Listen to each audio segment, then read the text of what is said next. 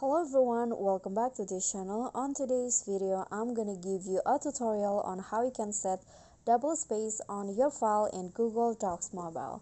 So here I have already opened the Google Docs apps on my phone. Then I'm going to just open the file that I want to change its spacing.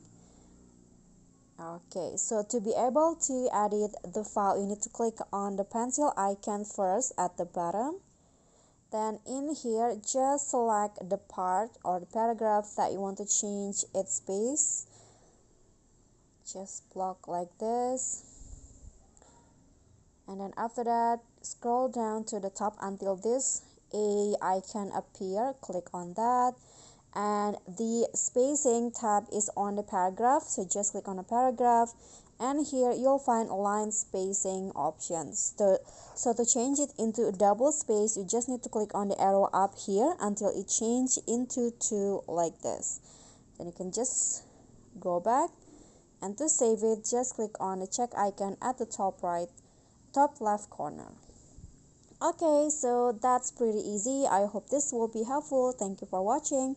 Don't forget to like, comment, subscribe, and also click on the thanks below. Bye.